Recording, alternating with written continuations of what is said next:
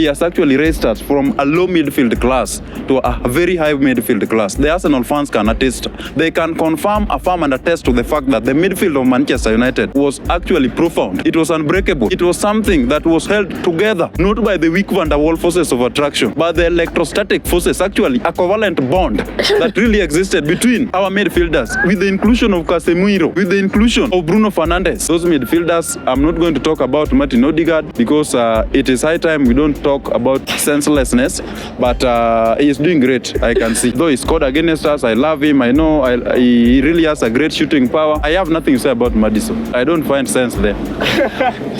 He has not reached the par. Bado hajafika kiwango. That is it. I'm going to answer in English. Okay, talking about the midfield, right? We have so many midfielders, and fans, wameongea sana, we have to rank them. Exactly. Starting with number 1 to 4. I think I have the 4 names. Okay. Starting with Odegaard, right? Maddison, Bruno Fernandes, and Kevin De Bruyne. Exactly. I want to rank from best to least, from number 1. I will start with the least to best. No problem. Z to A. Okay. So, at the very last, I will rank Maddison. Yeah. Followed by Odegaard Martin. Yeah. Secondly, and the second best, actually the best, but this season has just turned him down, is Bruno Fernandes. Yeah. The first is KDB. That is it. Okay, why are you ranking KDB at top? It is something that any other person who is sane would see. Any other person who has common sense that is not absurd would reason to that line, and would actually identify if you are a constant, consistent, and not absconder of watching football games and matches. You will actually realize that KDB, Kevin De Bruyne, has a talent in him. It is something that has been said by both the blacks and the whites. So who am I to go against it? I have watched him. He plays incredibly. Sometimes it throws me in a world of incredulity, in a winter of despair, in an age of foolishness, and in an epoch of incredulity, because I don't sometimes believe whatever he does. That guy is great. I believe in that because Belgium actually has been blessed. It is just a gift from God to own Kevin De Bruyne. How I wish he could be in a great football club like Argentina or even France. They could have been doing very great. And one day I foresee, I am conjecturing the future, and I can see for Kevin De Bruyne win the Ballon d'Or one day. Yes. Talking of Bruno Fernandes, I even get shocked when I speak of Bruno, because that guy is actually one of the most incredible players we have ever seen. He turns, hopelessness into something that comes together with hope. He has actually raised us from a low midfield class to a very high midfield class. The Arsenal fans can attest. They can affirm and attest to the fact that the midfield of Manchester United was actually profound. It was unbreakable.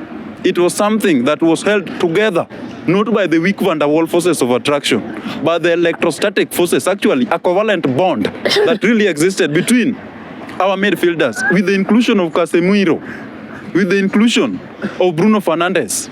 They could not actually try and find their way out. They were trickled down. They did nothing, actually. They only had a luck to score against us because they normally believe in being carried. They believe in a hopeless state, and actually that is the main reason why they failed to win the EPL last season, because so many hopes were given upon them. They were given to them by the referees. So I would like to advise that Arsenal's, the Arsenal team, if the fans could actually communicate with their management, that they become dedicated, they play their football, and they do not rely on the referees. Yes. But I believe that Man United is going to do great. Those midfielders, I'm not going to talk about Martin Odegaard because it is high time we don't talk about senselessness, but he is doing great, I can see. He's doing great. Though he scored against us, I love him, I know he really has a great shooting power. He's also a great midfielder. But I have nothing to say about Maddison. I don't find sense there. He has not reached the par. Bado hajafika kiwango. That is it. We want to talk about the midfielders. I want you to rank for me from best to least. Okay. Starting with Odegaard, Maddison, Bruno, na De Bruyne. Mimi kama fan wa EPL, my first ranking naendeanga De Bruyne. Ukiangalia kama kawa EPL, so De Bruyne ndo na mwanzo wa kwanza. Then wa pili ni ka Bruno. watatu naeka Odegaard, alafu Madison ni mzuri, lakini tunampea time tuone kwanza venye atapik. So far so good, na naweza mweka number 4. Number 4. Yeah. Okay, elezea watu kwa nini umechoose De Bruyne? De Bruyne na ameingia fiti na Haaland. Ukiangalia hata la season nienda amecontribute assist mingi na kwa Haaland. Pia goal scoring ako fiti. What about Bruno Fernandes? The best number 10. Bruno ako fiti pia juu yendo mnoma kwa Man U. Yes, tunaweza mweka yendo mnoma kwa Man U. Lakini sasa huyo namweka number 2. Ni wanoma wote ba. Yeah, ni wanoma sikatai, ni wanoma lakini siwezi mrank kama number 1. Kwa nini umerank Madison the least? Madison nimemrank the least juu ndo season imeanza. Ndio season imeanza saizi. Actually ame contribute a lot of assists, ame contribute a lot kwa hiyo tote.